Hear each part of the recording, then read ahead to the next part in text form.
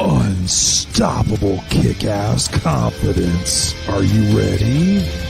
Welcome to the Raw and Unscripted show with Christopher Rausch, where we help you overcome your self-created crap without the self-help fluffy bullshit.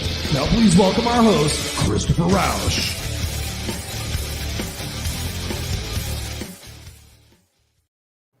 And please welcome our host. What's up, ladies and gentlemen? Hello, boys and girls. It is Tuesday night at 7 p.m. Pacific Standard Time, your place for the Raw and Unscripted show with yours truly, Christopher Rausch, your no excuses coach. And I'm excited about tonight's show. And you are at your place where I help you overcome your self-created crap without the self-help fluffy bullshit. Thank you guys for being here. We've been rocking this show now for about 2.5 years. I'm super excited about that. And in case you always watch us here on the video cast, we appreciate you to go check out the podcast anywhere podcasts are sold, or if you go to noexcusescoach.com/shows, you will see the events calendar and you'll be able to connect with the podcast if you get them on iTunes or Spotify or iHeart or whatever it might be. Go there, check it out. I think we're in about 10 countries now. We're slowly getting out across the entire world. I'm excited about that. It's all authentic. It's all congruent. It's not paying for any advertising or anything else. It's just about your word of mouth, hearing the broadcast and sitting there saying, hey man, I got to share this with some people because it's some pretty kick-ass shit. We appreciate you guys being here, whether you're live or on the replay. I know a lot of you guys watch it on the replay. Appreciate you so much. And as always, make sure you go check out noexcusescoach.com because there's all sorts of new stuff going on there. And as you know, all the time, I got to throw my plug in here because I believe in paying it forward. I believe in having a higher purpose, a bigger mission in life to make the world a better place for who you are and what you do. And right now, there is no better time than to go to helphealhumanity.org, helphealhumanity.org. Go check it out. I'm on the board of directors of it. I've been with this organization for a couple of years now. I've known the founder and the CEO, Serena Buffalino, now for over a couple of years. And she's an amazing, dynamic individual who is always going out there and making the world a better place, whether it's up there in her hometown of Hamilton, Ontario, doing feeding programs for the food insecure, whether it's going and speaking at schools and creating curriculum for the kids in Maryland, like she just did with our president of the company, the organization, Alex, or if it's going and building schools in Haiti, one of the most devastating places on earth. I don't know if you guys have been watching the news, but multiple earthquakes, their president was assassinated. And right now it's absolutely sheer bedlam. The gangs are taking over and it's just crazy chaos. But here's the silver lining in all of that. We're still sending kids to school. In one of the roughest neighborhoods in Haiti, we're still sending kids to school every week. And not only that, we're feeding them, but we can only do that with your help. And you guys know I don't have advertisers on this show. I don't ask you guys for anything, but the price to pay, if you so desire to pay me back, is to go there to helphealhumanity.org. If you could spend $5, $10, $20, and I'm not even kidding, every little bit helps. If there's, 40 or 50 people watching this broadcast and, another couple of hundred listening to it, whatever the numbers might be, if you all go donate $5, that helps literally feed those kids because nobody on the board takes any money. Nobody takes a paycheck. We all do it out of the goodness of our heart. And most of these nonprofit organizations, you find out the CEOs and everybody else live in, $10 million houses with 15 bathrooms, while the people that they're supposedly supporting don't have shit. So that this organization isn't like that. So go check out helphealhumanity.org. I would love you if you go there and donate, which I know you will, because I know some of you guys have done this.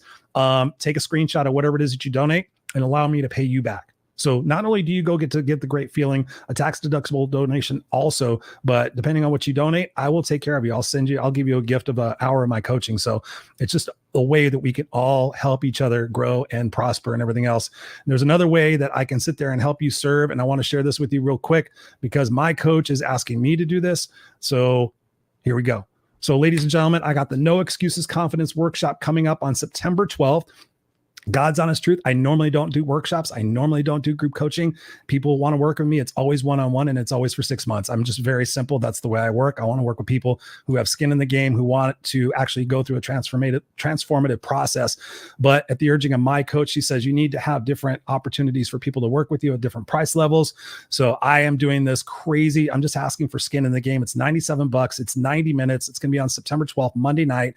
And this is going to be an amazing program. I am pouring the kitchen sink into it, so much so that you even get a 20-minute phone call with me after the workshop. So we're going to go through all the different types of things as far as building your self-confidence. There's a bunch of stuff here on the page, but what you will gain is permanently shift your perspectives and beliefs about your past failures and mistakes. If you shift that, man, that's priceless. Learn how to shift your mindset about your worth, both in monetary and relationship value. Gain clarity and develop your bigger vision and mission for your life. Discover and work on what to eliminate, what you're tolerating and holding you back. That is priceless enough enough and alone. Work specifically with your largest excuses, because I'm the no excuses coach, and develop action plans for shifting those patterns, which is something we're going to be talking about here with my guest in just a moment. Increase personal freedom and inner peace, knowing that you are no longer going to be the same person as who started it. Is that a lofty guarantee? Yes, it's 90 minutes, but you guys see me here every single week here on the show. You guys hear me in Clubhouse.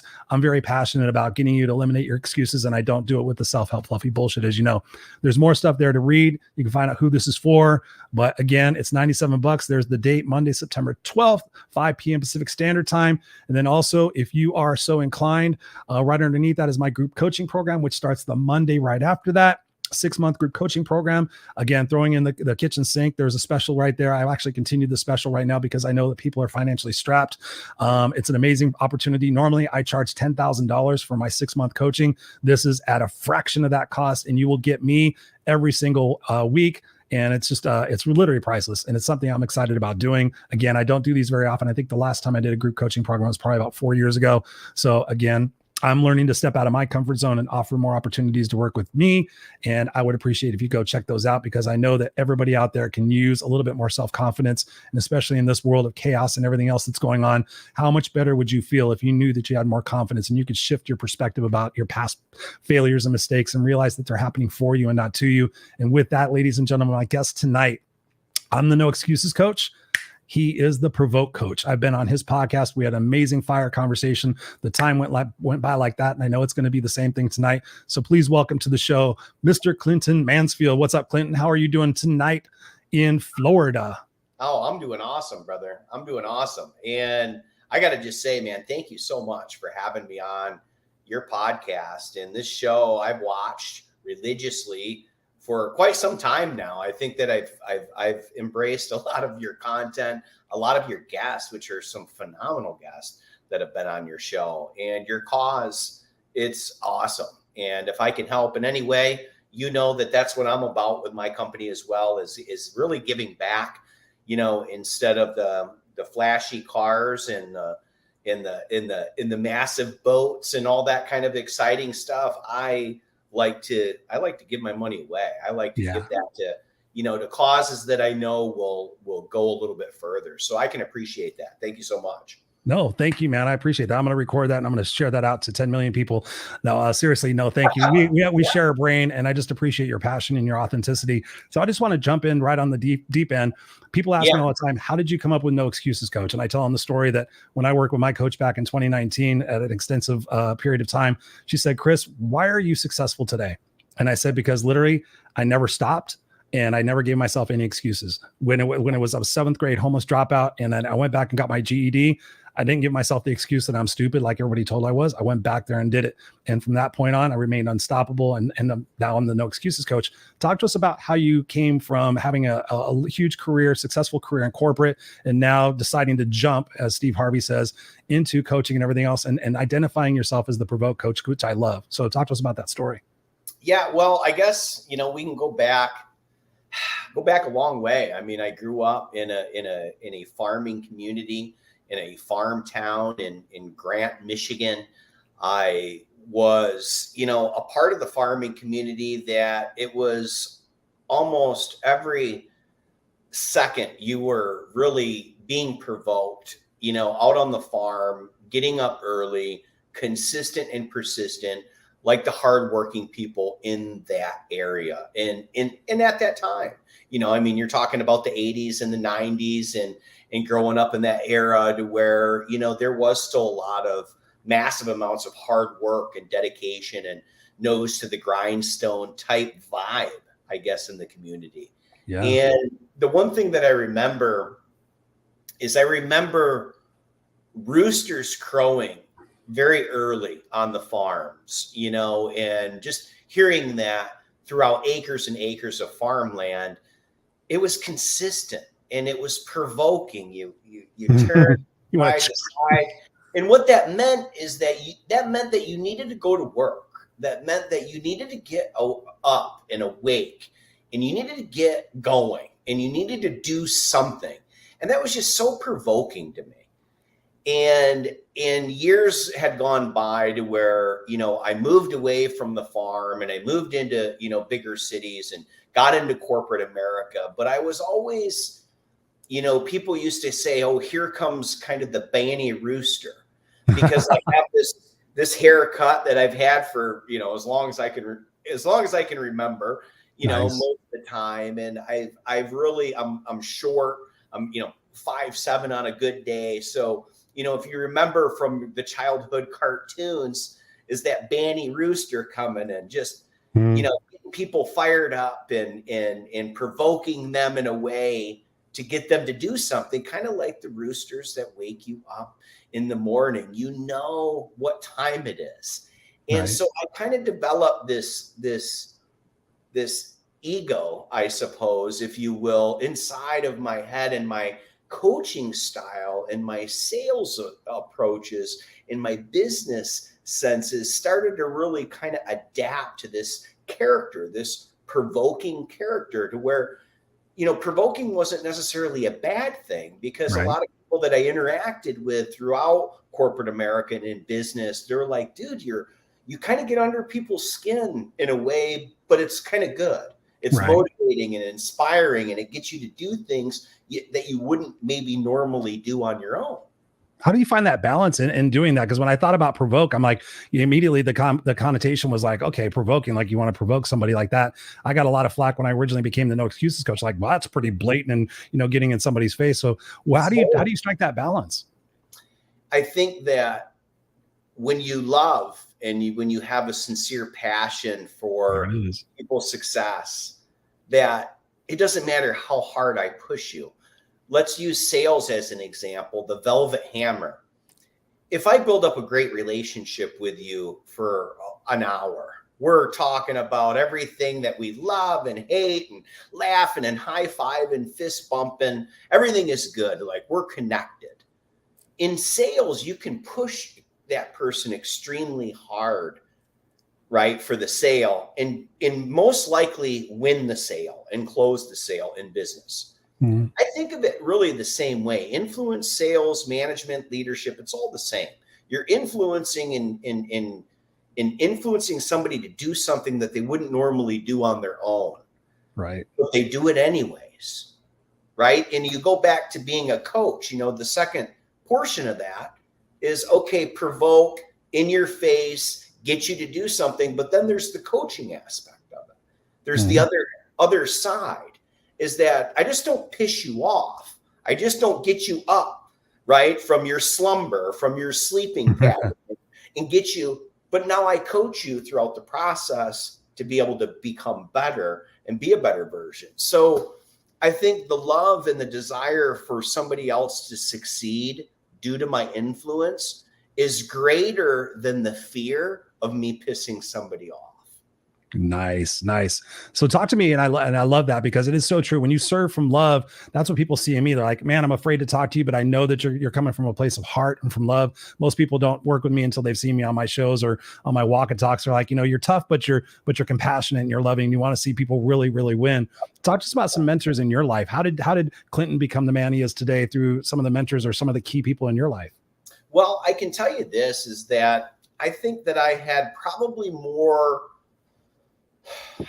had more negative influences than positive ones. And I mean that realistically. And I think that in certain ways, okay, I think that, a couple things. Growing up in kind of a tough upbringing, challenging, parents getting divorced, separating, remarrying, and that whole process, right? And, not to get too deep into that, but you learn a lot about what you don't want in your own life, to where you kind of shape and you design how you want to be able to turn out.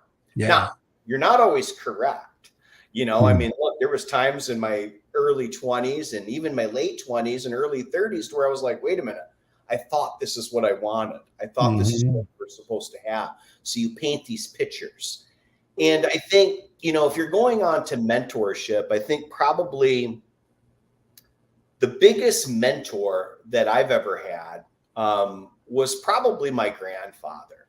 He raised me and taught me a lot of things about being a man and doing certain things in in life, but as an intellectual, not as this alpha male, right? Good. So massively different than my own father that raised me. He's definitely alpha male, which, look, everything has its super positives and everything has its super negatives. But I think mentorship for me, it's been educating myself a great deal. I think that in my mid-20s, I really fell in love with leadership and management and business and sales. And that forced me to really educate myself in the realm of business. So, I was getting the old cassette tapes, back when it was cassette tapes, and then getting into clearly CDs and then, audio books, and, the rest is history. But growing from a lot of these people, I just absorbed their good information. And, look, don't get me wrong. My upbringing, my parents taught me a ton. They really did help me. We live different lives at the same ages throughout. I was definitely more geared towards business and growing. Now, I mean, look, we grew up poor on welfare, cheese and all, paying with food stamps. Like, my parents really struggled for a very long time, but I learned such a hardcore lesson, and I love them to death for this, because they worked their balls off for all of us kids so hard that we all became like ultra versions, right? Like, all my brothers and sisters are all really awesome, cool. I mean, look, we're all fucked up in one way, shape, or form. Are we? Yeah. But everybody turned out okay. You Nice. understand? So they did such a good job, right, that we all were ultra, successful, just different. I'm definitely the black sheep of the family. I'm definitely the one that does different types of things, such as podcast and books and, and doing this to get the word out, and that's really, kind of, that's for me though, that's me being a little selfish. Yeah, you got to be who you are, and I totally resonate with that as well.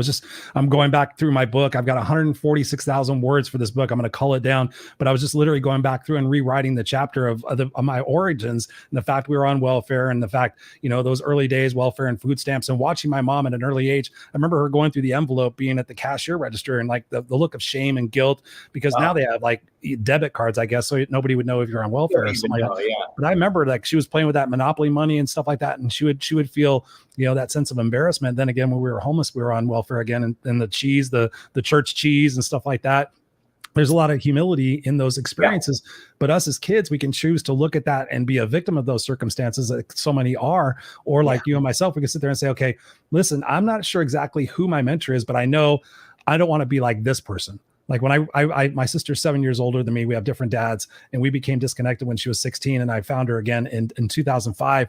And it was amazing. I went through the whole process of being homeless with my mom. She hated my mom. With the crazy thing, she turned out exactly like my mom, which was totally just bizarre. But she said, baby brother, how did you not turn out like mom? And I said, I fucking chose not to. I said, I looked at everything she was doing and said, I'm going to do the exact opposite. She hated people. I'm like, how can I love people? How can I look at autobiographies of successful people, leadership, like to your point, and just like really dedicate myself to intensely learning those success strategies of people who, are happy and living their true life. Talk to me about a time in your life. You were talking about some, times in your 20s and stuff like that. Talk to me about a low point in your life and how you chose to shift that belief system of what it is that you're going through to become the man you are today.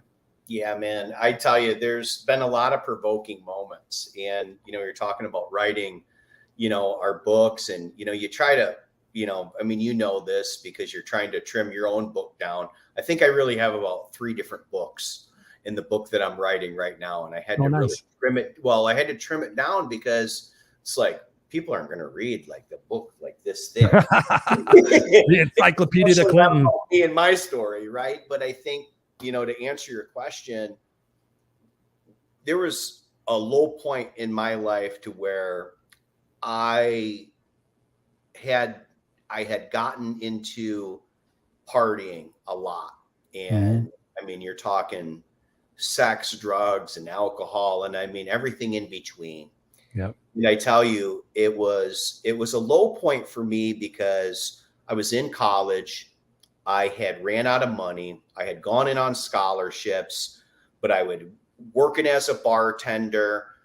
I got like 2 nights before having just a blast behind the bar, making more money than ever. And I had gotten popped for serving to a minor. Oops.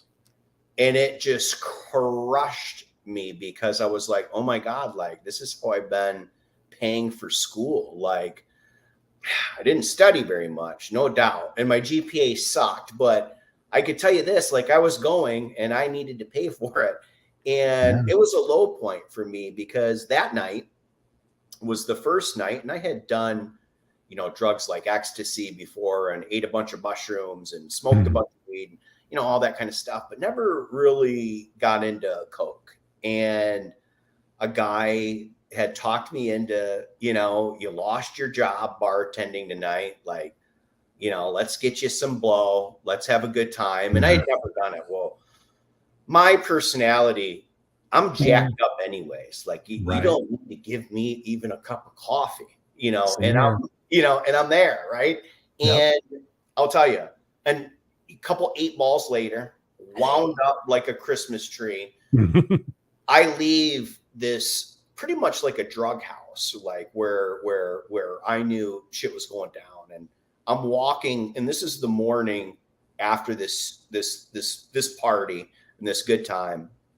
And I'm walking down the street and I see like this black SUV with like tinted windows, like just creeping behind me. Just creeping behind me all the way back to the fraternity house.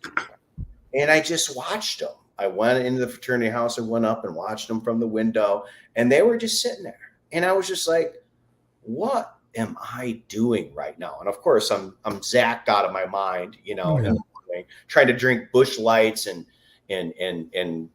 put myself to sleep. And I'm just like, what the hell am I doing? You know, and of course, after, you know, probably sleeping for 17, 18 hours, of course they were gone. But I woke up that next day and I remember calling my brother and being like, look, dude, I gotta have you come with your truck, and I gotta get my shit and I gotta get out of here. You know, so that was a low point in my life to where I didn't really know. Everybody else was graduating college. They were finishing, they were doing it. And here I am. I just lost my bartending job. I have to pay for my last semester of school. Like I was on a payment program. I got nothing now. What the hell am I going to do now? You know, so met bottom. Well, that was, you know, look, that was a bottom point. I mean, it really was. But what it was is it was a provoking moment. It was a decision that I had to suck it up, put my ego aside and say, fuck, dude, you need to get out of the environment that you're in right now because it's not a good environment. Yep. Went back, stayed with my grandparents, got my shit cleaned up. I called it rehab because my grandparents just, you know, they don't have anything in their house, you know, definitely not drugs, you know, not a lot of alcohol, you know, and I'm just like, fuck, I got to do nothing but just work and study, you know, and just do my thing. And then from there on, then I was able to, you know, get down to South Florida. And then I started my career, you know, in the fitness industry and got myself into corporate America, you know, and I mean, then that was, you know, I had kind of found my obsession again. And that was kind of helping people and connecting my education with my passions and really drove it to the next level. But it was a low point to where I needed to get my head out of my ass. And, you know, I can't tell you that I haven't had other low points since then. You know, I mean, I think that, you know, there's always something that pops up, but that was probably the lowest to where I was in fear of the direction that I was going, because I've always been just the type that if you go partying with me, we're partying, like, and you know, fasten your seatbelt, baby. Yeah, like, but we're doing crazy shit, you know. I mean, I think 3-4 nights before that, we were car surfing, you know, on vehicles. What surfing? Car surfing, right? Like standing on the roof while you're driving? Yeah, you'd get on the roof and what you'd do is you'd put these straps on your ankles in the roof cage, right? Or like where you would put your luggage or whatever, and you'd strap in. And then they would just go down the road and you would go over hills at 75, 80 miles an hour. No way. Oh yeah. We were doing all sorts of, dude, yeah, that's way crazier than me. A part of it was adrenaline, right? Like Mhm. I was, I still have an addictive personality. Like I just do. I just chose now to choose healthy things to be addicted to, right? But I think that I've just always been about that, like skydiving, bungee jumping. Like I've done it numerous and massive amounts of time to where it was like nothing, but you have some drinks, you get careless, you're doing other stupid shit. Like I'm surprised to be alive.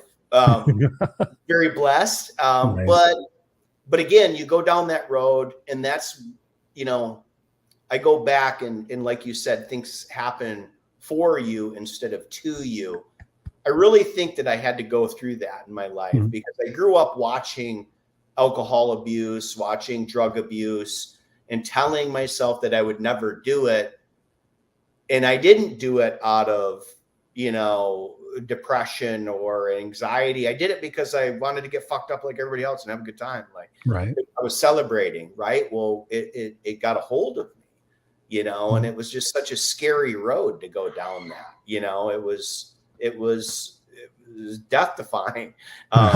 It woke you up. And the thing you're talking about here, Clint, the thing I love that you're talking about here is, you were in this pattern, you were in this cycle. And that's the thing that we both coach on is breaking that cycle of insanity. We get in that vicious cycle. We start losing our confidence. We start going to our short-term gratifications to run away from our problems. That exacerbates things. Then all of a sudden we wind up hitting bottom and we get to that point where like, okay, am I really going to change or am I just going to change to impress people, to get out of jail, to do these things? Talk to us about how we can break patterns. There's a lot of people that are watching this and listening to this who might be stuck in an overeating pattern, a gambling pattern, a shopping pattern, sex, whatever pattern, whatever addiction it might be. How can we start to break those patterns and before we hit bottom? Well, and I think that one of the things that helped me out a great deal is that instead of trying to fix the problem, okay, try to make the solution an easier solution. And what that means is try to become a better version of yourself so you can overcome these certain things. Because if you have an addictive personality, or if you have something that you're really being sucked in by, whether that is your eating habits or pornography or Facebook, or Instagram, like could be many things. I think the biggest thing is that you have to be able to control, right, what is coming into the system. The first thing that I teach people is consumption. If you're not happy with the body that you have, or if we need to change your body in a way that is, you're healthier, number one, you want to be in better shape, you want to lose weight, you want your mental health, you want to lower your anxiety, depression, nervous tendencies and going back to your vices, and you want to change these narcissistic habits. There could be a number of different things that you would want to do. You have to become a better version of yourself. So you have to look at things like science, and science tells us, right? Like if you were to look at your mental state, we know that your mental state is entirely linked with your body, right? So the chemistry is connected. Stronger body, stronger mind, and vice versa. They go hand in hand. But you need to train both on a regular basis. Okay. But we know that things like meditation, things like breathing exercises, things like writing things down, things like reading. How about enhancing your brain like you do your body? How much do you read every day? What type of reading is it? Are you learning new vocabulary on a weekly basis? You remember, go back to when we were 10, 11, 12 years old. There's a reason why you had vocabulary test every Friday, because they want you to increase your vocabulary, right? That you're doing. And like as adults, we still need that because we lose what we don't use. Amen. And it's extremely important. So once you get your daily habits dialed in, okay, because that comes from consumption, right? How you consume things creates thoughts. Thoughts create feelings. Feelings create actions. Actions create habits. You Dude, do you're something. reading my brain right now. I could show you a graph that I show my coaching clients, almost the same exact thing. Dude, I got the graph right here.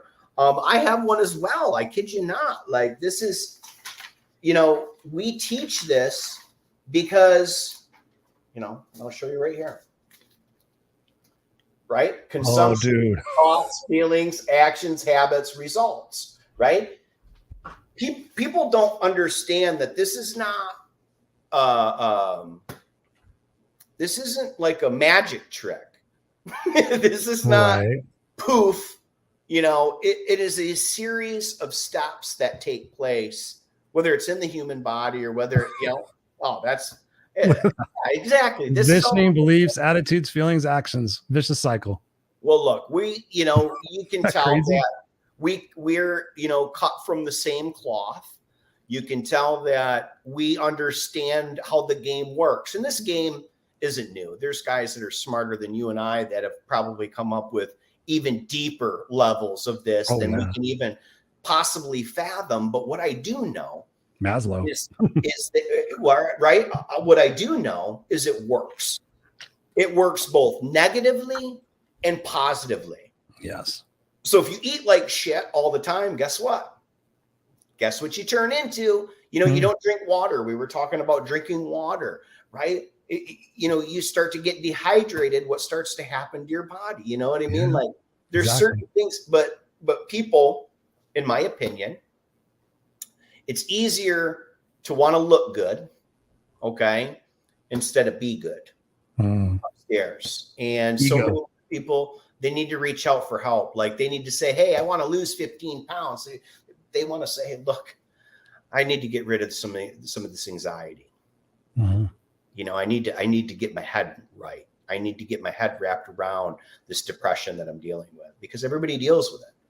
Not everybody talks about it, but everybody deals with it. Yes. I love this conversation. When I think about, one of the questions I love asking my guests is, and especially since you're a coach, is what are some of the common excuses that you can either go two ways with this, some of your common excuses and how you override them, or some of the common excuses that your clients give you, and what ways you get them to shift their perspectives? Yeah, I would say probably the number one thing that I get on my lifestyle coaching clients is time. I don't have enough time. They say, I do not have enough time to do what you're asking me to do. And we always come back with the same thing. It's like, okay, what are we talking? Per week, per day, per week? Okay, there's 168 hours in a week. Yeah. Let's look at how many hours a week you're working. How many are you supposed to be sleeping? Right? And we start really breaking things down, and we come up with all sorts of extra time. Yes. And what we find out is that you really do have time. You're just not making it a priority. The average person, right? The average person, get this. They've done calculated studies now. I think it's 3 hours a day minimum of screen time on your phone. Wow. 3 fucking hours a day on your phone. And you're telling me, like, if you spent that time, took that same amount of time, and you spent that on your body and on your brain. Yes, ma'am. Or on your business, for God's sakes, like, you don't have any money? 3 hours a day, and you can make money off of these. You can make money off of your phone. So, wow. My daughter says, Dad, how much do babysitters make? What do you think? $300, $400 a week. I'm like, at 12 years old? Everybody's like, are you crazy? We did the math, it's going to not be very much. Well, that's what I want to do. I was like, instead of start your own business, sell your own hoodies, and have that thing going on at night. And then she's like, wait a minute. Right? Residual income. Exactly. But I hope that answered your question. I think that's the biggest thing that I see as far as an excuse. I think for my business clients, follow through is their biggest problem with business clients. They want it to just happen. Do you have an example you can share with us? Yeah, absolutely. Right. So I'm dealing with a gentleman today. Went through and didn't do much as far as outreach with this company, marketing wise, nothing like that.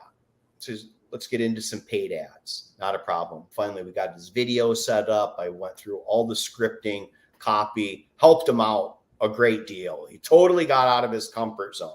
Nice. Did a video. Like you and I do videos all day. So for us, it's like nothing. For this guy, I was shaking. It took him 5 times to do it. It was unreal, right? Very nerve-wracking. So he gets it done. Boom. We send it out. Good copy, the whole 9 yards. And he's like, let's go. And he's like refreshing this. I said, let's move on, brother.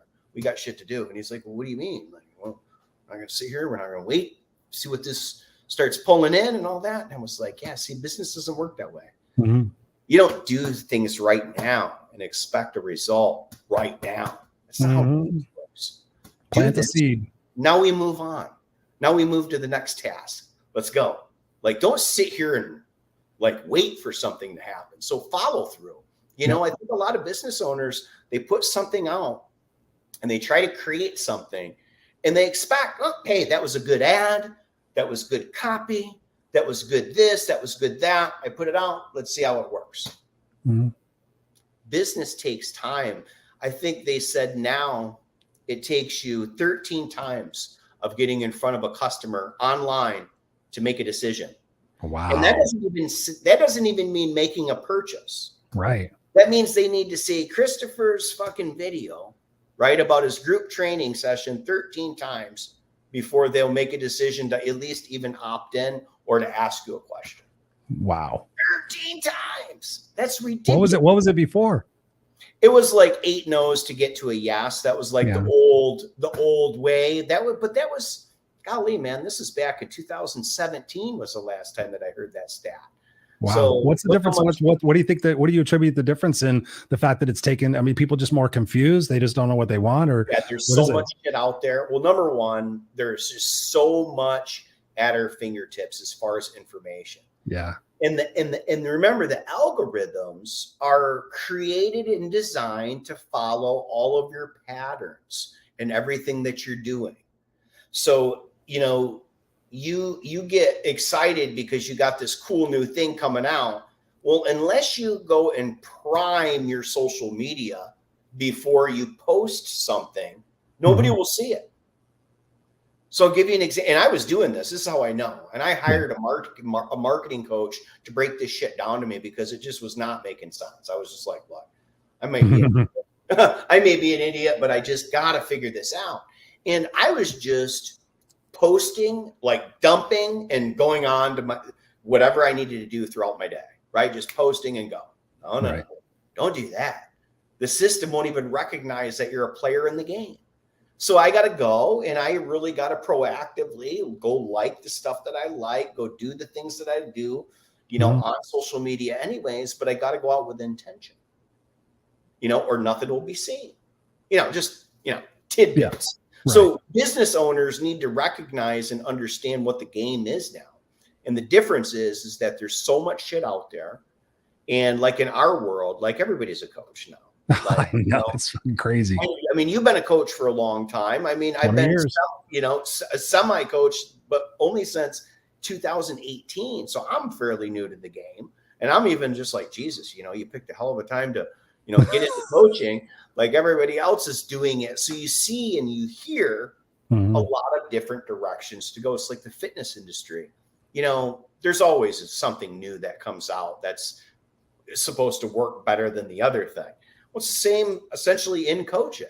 But if you stay near to the path, like what I like about what I follow with you on all the other social media things is that you are very, very consistent.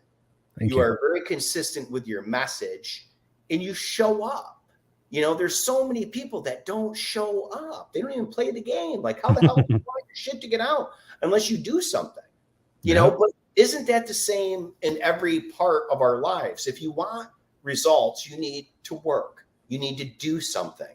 You can't sit there and expect it to happen. It's so true. It's so true. And what you're talking about, Clinton, is so priceless right now. So I hope everybody watching this and listening to this is taking down notes, because this is invaluable information to be able to move yourself further along in your journey. But I find that so many people are stuck in their comfort zones. What are some tips that you would give to people who are afraid? They're afraid of the judgment. They're afraid of the failure. They're afraid of making more quote unquote mistakes.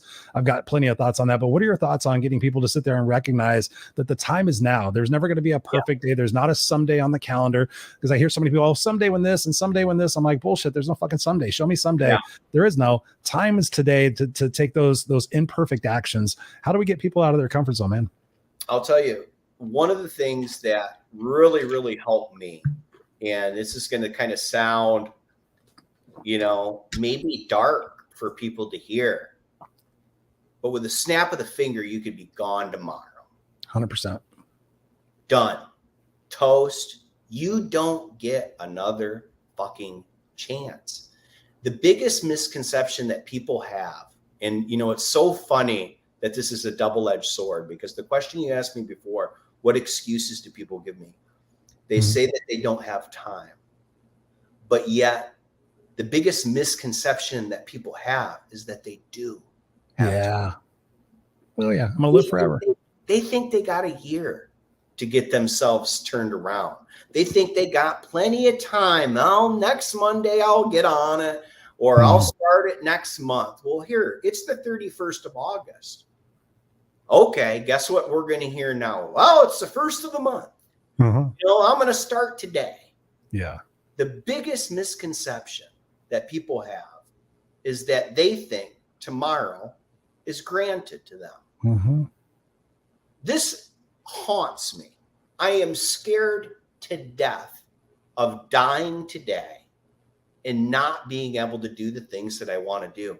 That's why I work so fucking hard and so fast. People are like, fucking, come on, man. You're biting off more than you can chew. Why are you doing this? Why are you doing that? Because it's a race. If you were told that you have 30 days to live, what would you do? How would you act? What would you get accomplished in the next 30 days? I guarantee there'd be a lot of people that would get their head out of their ass and get moving to what they want to do. That book would get written. Everybody says, I want to write a book one day. I'm going to leave a legacy. And then you're like, oh, when are you going to write that thing? Yeah. Well, and it starts with page 1. Yep. I thought about this a while back. I had read a book on regret. And this gentleman went through and he really interviewed all these people that were on their deathbeds. And the 5 Regrets of the Dying, the hospice nurse. That one? I'm reading Daniel Pink right now. Actually, it's right here. I have a book club. We're actually reading this one right now. The Power of Regret. Nice. Don't get it. Yep. Don't get it. Yep. It sucks. But no, the 5 Regrets of the Dying. I have that one too. I used to give that out to my coaching clients. And this guy was going through and interviewing these people, old, on their deathbed, massive, trouble. They were just, it was their last conversation. And he didn't come back with, I wish I would have made more money.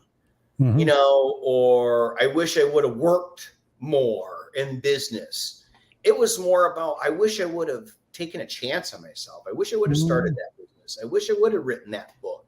I wish I would have started that podcast. I really wish I would have done this, or I would have loved my kids more and spent more time with them. Like that shit gets me choked up. Yeah. To where I'm like, holy shit, my daughter's 12 now. It's flown by so quick. You were talking about your 5-year-old son, like, hello, wake up, and he's going to be in middle school. Boom, you snap your fingers again. He's in high school. He's a man now, and it's like, whoa, things change so quick. So if I could give anybody advice out there, is like, write your eulogy. Oh, what are you fucking reading my mind again? You really follow my content. Write your eulogy. And look, when you put pen to paper like that, I got a wake up call, and you don't you dare fabricate. Don't you dare. And if it's a wish list of he did this and he did that, and you didn't do any of that shit, then what the fuck are you waiting for? Amen. The pen or the pencil or whatever you're writing with, it's in your hand. Like you're the author. And that gets me fired up, that people really think like, I'll get to it. It's like, it's so true. It's so true. I mean, we share a brain, because literally back, there's 2 points I want to reflect on.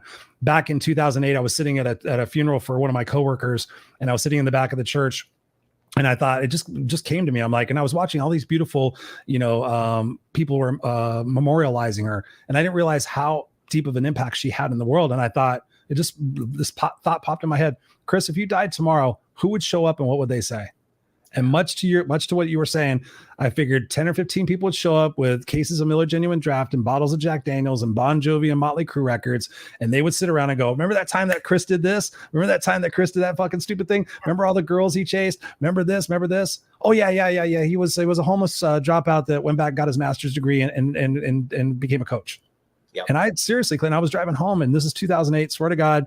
And I was like, why is this having such a deep impact on me? And I went home and pen to paper, I wrote my eulogy, and the crux of it still stands to this day. And it says, Christopher Rausch will have fought for what was right and what was fair. He risked for which that mattered, and he left the earth a better place for who he was and what he did. And from that point on, I started my company, Master Motivators. And I was like, okay, if I wake up every day and I achieve a portion of that legacy, then sure as shit, there's going to be lots more people that are going to be impacted. There's going to be different things said in my funeral. And it's always been a guiding light from that point forward. When I'm having a bad moment, is I question myself. I'm always my own best coaching client. And I sit there and say, Chris, are you living your purpose right now? Or are you living a pity party? And I always believe that if something shitty happens, you get a one-day pity party, you can fucking do whatever you want. But then the next day you wake up and say, okay, back on mission, back on purpose. What is it that I'm intending to do out there? And, so that is powerful. It's one thing I do with my coaching clients. The other thing that you talked about for me is I get people telling me that they're one of their biggest excuses, I don't have money. I mean, time is one of them. And there's a thing I have for that, but I just did this with somebody the other day. They wanted to work with me. And I told him, I said, it's $10,000 to work with me for 6 months. I have no problem saying it. And he says, well, fuck, if I had $10,000, half of my problems would go away. And I said, what if I told you, and I was doing it over Zoom. So what if I told you need to go out and find $10,000. It can't be illegal, immoral, or unethical. And he's like, well, if I could do that, then I would work with you. And I'm like, okay, I'm going to go dark for a second. I'm going to go, because you were talking about going dark. I go dark. And I'm like, who's the person you love the most in your life? He says, my daughter. And I said, how old's your daughter? 4. I said, what's her name? Emily. And I said, how, on a scale of 1 to 10, how much do you love Emily? 10. What are you kidding me? I said, okay. You walk in your door tomorrow after work, and you walk in, and Emily is tied up to a chair, and there's a person with a gun pointed at her head. And that person says, dude, I'm not going to say his name. You have 7 days to go get $10,000. It can't be illegal, immoral, unethical. I said, are you going to do it? Yes or no? I don't want any other answer, but yes or no. And he goes, yes. And I said, what is the difference between what I just asked you before and right now? I said, there's different leverage in the game. And I said, so, if you go out there and do that, what would you do? And he goes, I'd sell my TV. I'd borrow money. I'd put it on my credit card. I would ask my parents. I would go stand on the fucking street corner with a sign saying, hey, my daughter's going to, you would get resourceful. So ladies and gentlemen, boys and girls, it's all about being resourceful. If you don't have enough time, look at the things you're tolerating, and sit there and say, if I extinguish a third of these, that's just what we're going to talk about in the workshop. If I extinguish a third of these tolerations that I don't need to be doing, that I'm doing because I think I have to do them, just imagine how much more time and opportunity you would have to do that. I have another question for you, because I knew we were going to be vibing. You've talked about your daughter so many times, beautiful 12-year-old girl. What are some of the lessons that you have learned about yourself? How have you grown as a result of being a dad? Oh my God. Wow. I think that, we were talking about provoking moments in your life that really steer you in a different direction. Here, my wife and I, we were, madly in love and practicing having kids all the time. It was a lot of fun, but we were coming to the point to where we weren't able to have my daughter. Something was happening, and we were, almost at the verge where it's like, all right, we need to go figure out kind of what's wrong. We were a little bit older. We were, getting into our early 30s. All of our friends and family, they were all having kids, and, the whole 9 yards. We were kind of feeling a little bit left out, but, kind of determined. And I think that I had gotten a big promotion earlier in that year, and we had moved to the other side of Florida. And then, sure enough, boom, we get pregnant. Nothing changed until my daughter was born. Sure, the novelty of my wife being pregnant. Oh my God, we did it. So we were on high heaven. What's going to happen? What's going to go on? And what was really taking place is that it was building up really inside of me and my family that something massive was going to change, right? And my daughter, you know, at a young age, I think she was 18 months, you know, I had come home from work and had kind of a falling out with, you know, my executive at the time and whatnot. And I was just in a pissy mood. And I walked in and my wife just was like handing me my daughter. And she's like, look, you know, I just need, you know, I need to take a shower. I need to, you know, just relax, something, you know. And I kind of got snippy. I was a dick, you know. I was kind of like, well, you know, hey, look, here, I worked all day and all week. I was like, let me just have a beer and relax for a second. And, you know, I'll get to it. Mm-hmm. You know, my wife was like, of course, pissed, you know. So I was like, oh, God, what did I say? What did I do? But it made me realize something that, you know, I was a good father. Of course, I played with my kid, but she was 18 months. You know, what could I have really done different? But I really started to straighten up. You know, my wife told me, she's like, look, you know, you're super VP when you walk out this door, you're Mr. Executive and all that kind of stuff. I need you to be super dad when you walk through these doors. Amen. And, you know, and we had one of those, you know, heartfelt conversations, but she was right. She was 100% right. I wasn't not only splitting my time accordingly, but I wasn't being my natural self, which is a superstar, whatever I do. When I walked through the doors, it was different. So once I changed that, it was fantastic because then I was lit on fire. Then I was unstoppable. You know, why? Because I could come in and be a superstar at home as well, dad, and really have that connection because, you know, I didn't always have the best parents growing up. They weren't there, you know, put it to you that way. It wasn't that, you know, it was horrible or bad. They were just both working, you know, super full time and working on themselves a great deal growing up. And I knew that I didn't want to be that reflection for my daughter. And so it changed. I mean, I had more to fight for, but it made me deadly in business. And it made me conquer some demons inside of me personally that came up as reflections. Like when you have kids, you start to reflect your own childhood because you're either trying to avoid something or you're trying to magnify something that was great. So you're trying to do that and play that little game. You don't know it sometimes, but you're doing it. And then you have your significant other, your wife or your husband or whomever, they're doing the same thing. So that kid now has a version of both you and your significant other, your wife, husband, or whatever, where you guys are connected, you know, and that's what my wife and I had. We came from different upbringings, totally different. So we were trying to give her the best of both. And at one time she was doing a majority of the work and I was just out being the breadwinner, doing what I thought was the man thing to do. Right. Which is not correct. I could do both. And I did, you know, so it really changed, you know, when I had my daughter, big time. Still does. Yes. That is beautiful. That is beautiful. Clinton, man, we've already been going for 53 minutes, man. Where I could talk to you forever. We'll definitely have to be on each other's shows and just continue these conversations.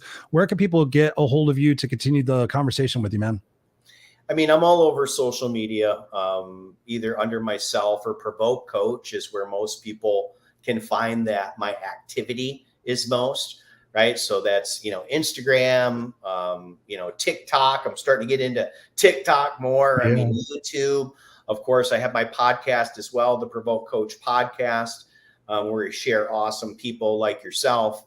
But yeah, and then, you know, provokecoach.com, you know, I mean, that's, you know, that's a website. That's where, you know, all the magic happens per se, and people can go check things out. Awesome, brother. Thank you so much for being here on the Raw&Unscripted show. Thank you for sharing your brilliance and being vulnerable and giving such kick-ass advice. I mean, seriously, if people watching this, listening to this, don't take a couple of tidbits from what we said today, then there's just no hope. I mean, because we spit fire today. I mean, there were so many different opportunities for them to shift their perspectives and their beliefs. I can't thank you enough. I'm going to stick you backstage for a second. Don't go anywhere. Absolutely. Finish up the show, and then we'll chit chat for a second. Awesome. Thank you, brother. So there we are, ladies and gentlemen. This is what we can do. we can take this conversation and you could go, wow, that was really inspiring. And I feel so great about it. And then go on about whatever it is that you're going to do next.